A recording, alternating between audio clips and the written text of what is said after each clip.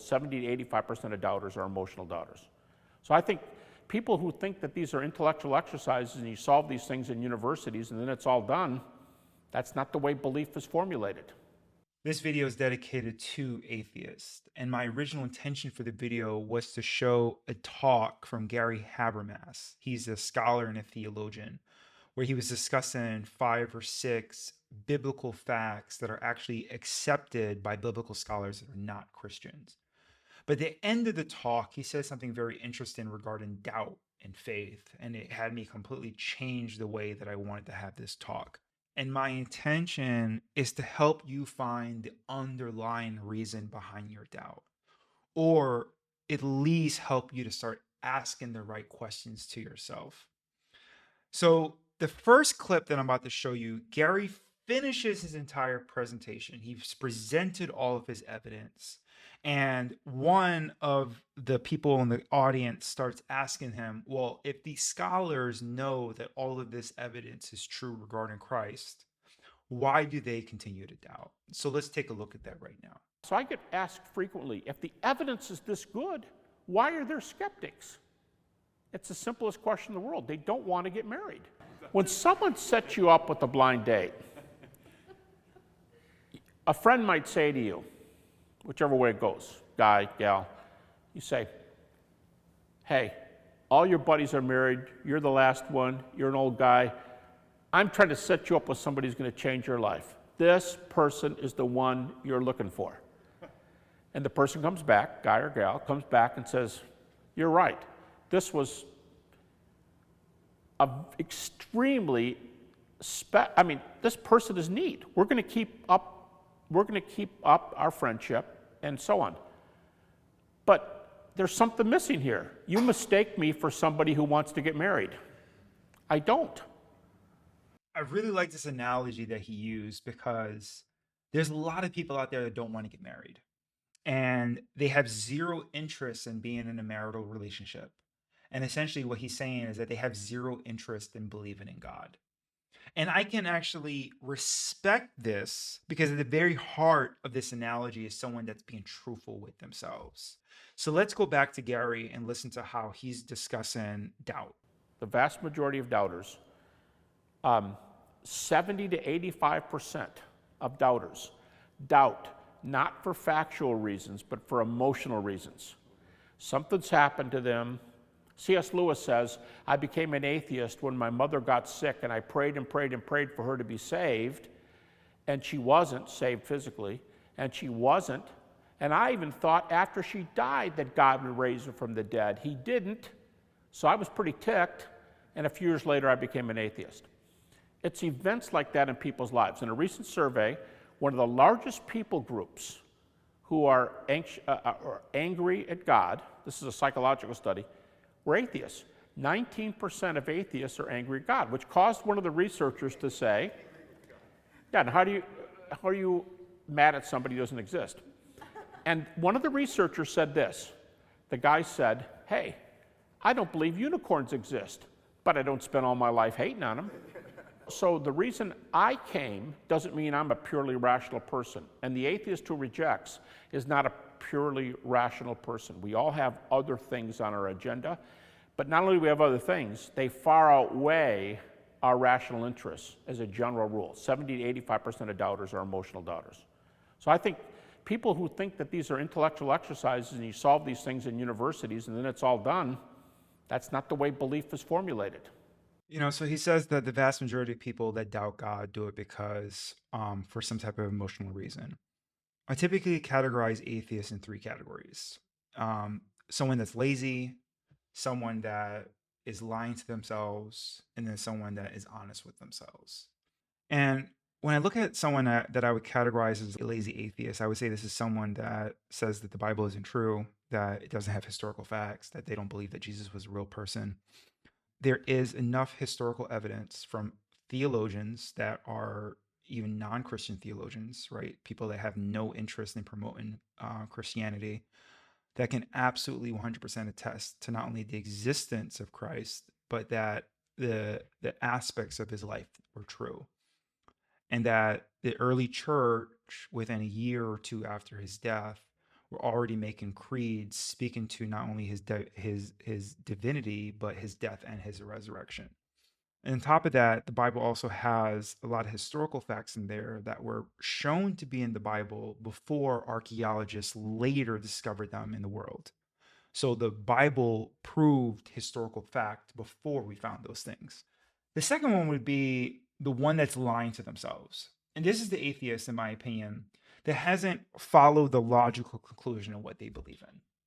They come up with some type of reason on why they don't believe. And yet when they're confronted with facts and figures and all these other things, they will discredit these things.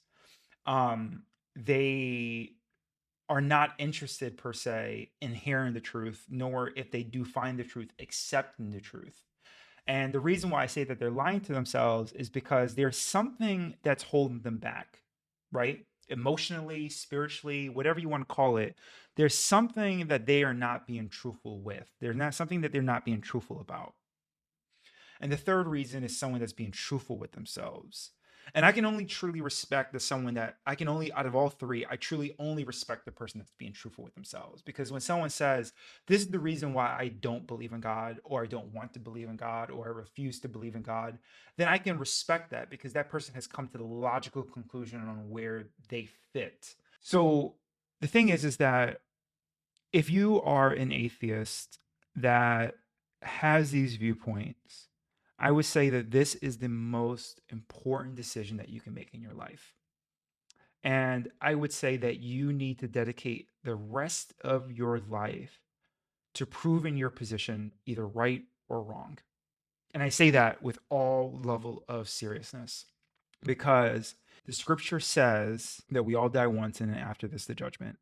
And if eternity is ahead for us and eternity is only reserved for those people that put their faith in Jesus, that put their faith in God, then what is the next 20 or 30 years of your life to determining whether or not what you believe is true or false?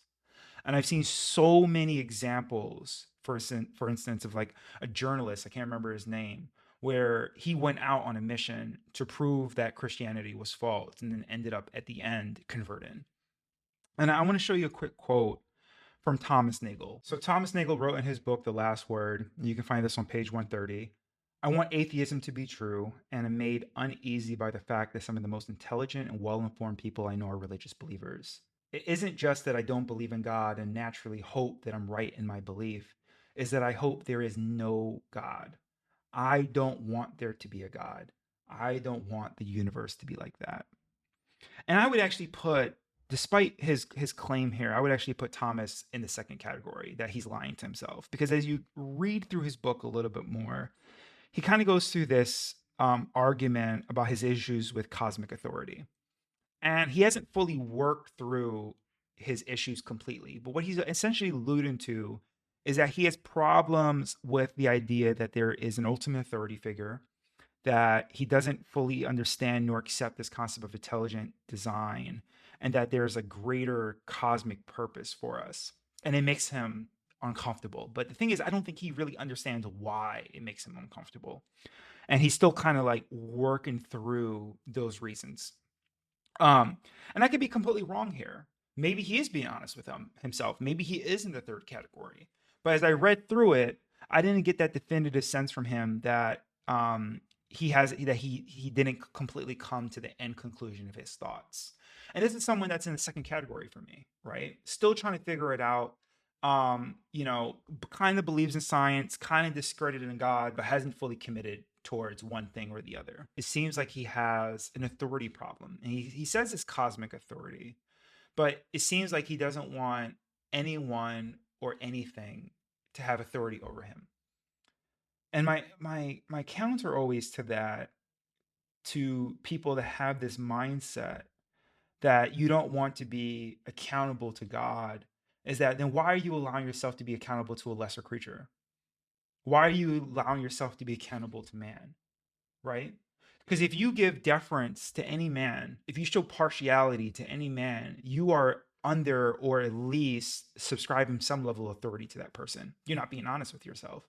If you call any man sir, if you rise to stand before any man when he walks into the room, if you give any preferential or deferential treatment to any person, you are essentially acknowledging some level of authority. And I'm telling you that why are you comfortable giving this level of authority to someone that's not God? If you can give it to some man who then goes home and probably prays himself, and yet you don't want to give that same level of authority and deference to God, what makes this man greater than God? Is it only because you can see him in front of you? And that's something that you have to work through.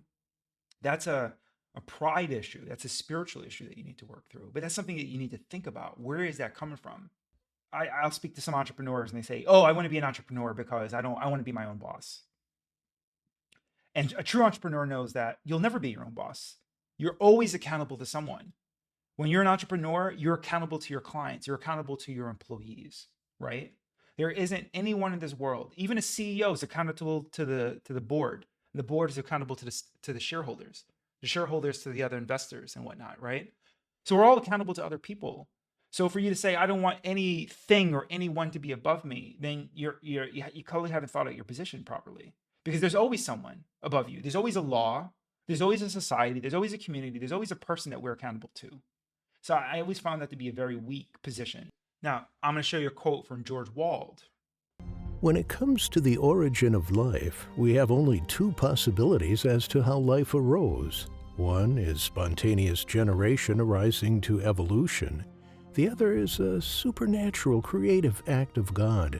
There is no third possibility. Spontaneous generation was scientifically disproved 100 years ago by Louis Pasteur, Spallanzani, Reddy, and others. That leads us scientifically to only one possible conclusion: that life arose as a supernatural creative act of God. I will not accept that philosophically, because I do not want to believe in God. Therefore, I choose to believe in that which I know is scientifically impossible: spontaneous generation arising to evolution. The thing about George, and I would put George in the third category, this is someone that's being very honest with themselves. They've done the research. They've come to the conclusion that their belief system has fundamental flaws, and that they choose, despite all the evidence that's provided to them, that they don't want to believe in God. They have no interest in believing in God. They reject all forms and nature of God's existence. And it might surprise you, but I can actually respect someone like George Wald. And I can actually respect someone that's truthful with themselves.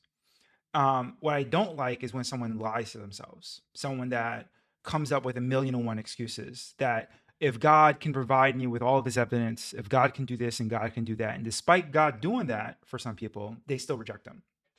And the scripture says that we will be without excuse, that when we all stand before God, none of us will have an excuse to deny him, right? He will show us, and he's showing us now throughout all creation, that there's no excuse to deny him.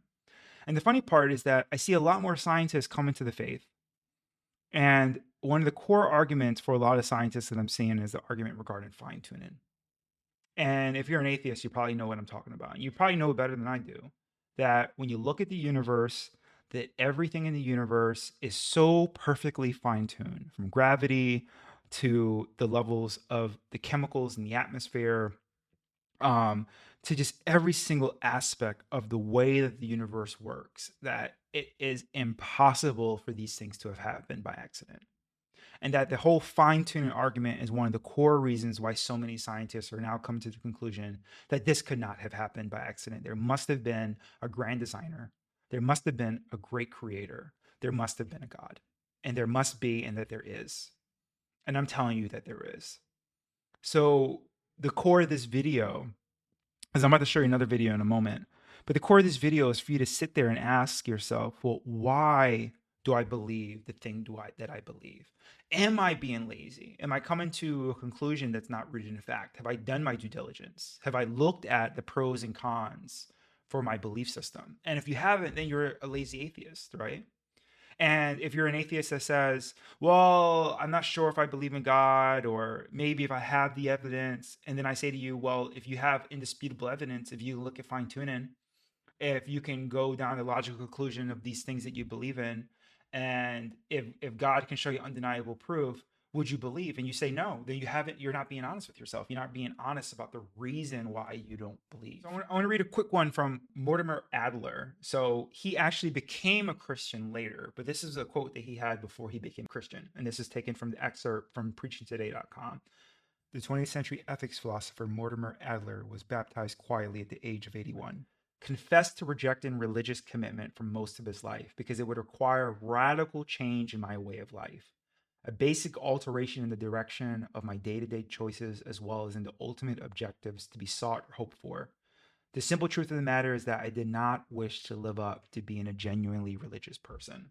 See, I can actually respect him, because what he did is that he knew the risk involved in following Christ. He knew that it required a level of change in the way of his life, and that he just was not ready, nor did he want to take on that risk or to take on that obligation. And the funny thing is that when you read the book of Luke, you go to chapter 14, verse 27 and 30, Jesus says, "And whoever does not bear his cross and come after me cannot be my disciple.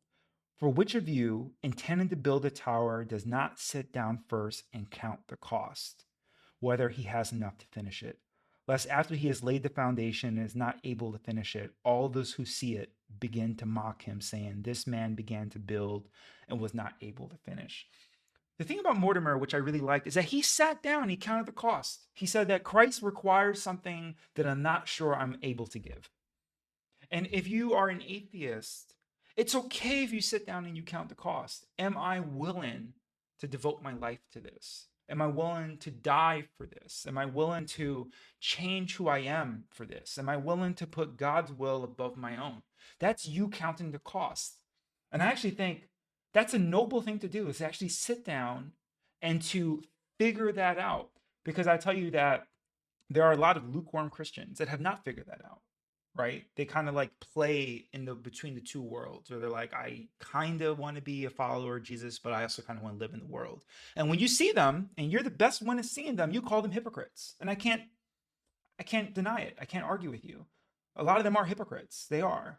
But this gives you a great opportunity to show them how the walk should be done, right? So I respect Mortimer, because at 81 years old, he gave his life to Christ. He weighed the cost and says, this is the path that I'm going to walk. So I respect that. I got two more videos that I want to show you. The next one's from Peter Atkins. I think at one level, some people might accuse you of being so committed to atheism that you'd never be willing to countenance any evidence that might lend support to a creator behind the universe. So I'm just interested, what sort of evidence could science or the physical universe present to you that would make you think, actually, that is evidence that there's a mind behind this? I find that a very difficult question. If I were looking in the Bible for evidence, heaven forbid, I would expect to see maybe increase in entropy is equal to Q reversible divided by temperature. And that is, if there was literally an equation in the Bible, equation like in that. the Bible, rather than all this wishy-washy, elastic writing that it pervades. All right. So if there was something like that they discovered in the Bible, then I'd think then it was you'd think probably a that, forgery. well, exactly. The problem is, would it actually make you? No. I mean, is there anything from, is there any kind of evidence in the universe that could make, I mean, if the stars lined up to spell, Peter, please believe in me, it's about time. Would that convince I put you? it down to madness. You put it down, To personal madness. Right. Yeah. It sounds like, Peter, that there's no evidence that will persuade you away from atheism. Well, to be honest, I think that's probably the case. In that sense, Wow. do you even have an evidence-based view if you're actually committed to atheism a priori? Well, I'm predicting that there will be no such evidence. That's not quite the same thing as being committed to it a priori. I can't. But you've said there's no evidence that would persuade you otherwise. I think it's much more likely that I would have gone mad than such evidence would have been provided. The host asked him, do you even have an evidence-based view? if evidence was provided to you, what would make you believe? And there's nothing. Peter doesn't want to believe. The problem is that Peter hasn't come to the conclusion, either privately or publicly, on what's holding him back. He probably really knows, he just doesn't want to share it. I would respect Peter so much more if he just said, I don't want to believe in God. I don't want there to be a God. I don't want there to be a God over me. But instead, what he's trying to do is he's trying to straddle that middle road where he's like, I want to be a scientist where I believe in having an evidence-based view. But at the same time, if there is enough facts, maybe I'll believe, but I can't think of one fact. So yeah, I would put him in that second category. And I could be wrong. So I just want to end this video by saying that, I really care about atheists. I do. Because I can't imagine what it's like to live in a world where you feel like you might be missing something and you can't make sense of it. I was born as a Christian. I was raised as a Christian. So I never had to deal with this conundrum of being in a world where you look at people where they're believing something and it doesn't make sense to you. And yet you can almost feel like there's something that you're missing, but you can't really make sense of it. So this video is not meant to be as an attack, but more so as an opportunity for introspection, for you to take a moment and to say, well, am I being lazy? Am I lying to myself? Or am I being true to myself? And if you are being true to yourself, where is that feeling coming from? Is it rooted in pride? Is it rooted in ego? Is it rooted in something that you don't understand? Because I would urge you to take time to understand where that's coming from. And then I would also urge you to pray, to ask God. You may not even understand how to pray or what to say, but close your door and just talk to God and say, God, I don't fully understand you and I want to believe, but help my unbelief. And I think that that's a prayer coming from a level of humility. And I guarantee you that God will answer you. He'll answer you in a way that only you can understand. And he'll start to reveal the path for you. So I want to end the video by showing just an analogy that I thought was really beautiful for you to think about. And I want you to imagine yourself as one of the babies that's in the womb. So one of my favorite stories is in a mother's womb where two babies, and one turns to the other and says, do you believe in life after delivery? And the other replies, why, of course, there has to be something after delivery. Maybe we're here to prepare ourselves for what will be later. Nonsense, said the first. There's no life after delivery. What kind of life would that be? I don't know, said the second, but there'll be more light than here. Maybe we'll walk with our legs and eat with our mouths. Maybe we'll have other senses we can't understand now. First goes, that's ridiculous. Walking is impossible, and eating with our mouths, that's absurd. The umbilical cord is what scientifically supplies nutrition and all that we need, but it's far too short. Life after delivery is to be logically excluded. And the second says, what if it's just different than it is here? Maybe we don't need that physical cord anymore. The first goes, okay, if there were life after delivery, then tell me, why has no one ever come back from there? Delivery is the end of life, and in the after delivery is nothing but darkness and silence and oblivion. It takes us nowhere. And the second says, but certainly we'll meet Mother, and she'll take care of us. The first goes, Mother? You actually believe in Mother? If Mother exists, where is she now? And the second goes, she's all around us. We are of her. It is in her that we live. Without her, this world would not and could not exist. And the first says, I don't see her. It's only logical that she's not here. To which the second replied, sometimes when you're in silence and you really listen, you can perceive her presence. You can hear her loving voice calling down from above.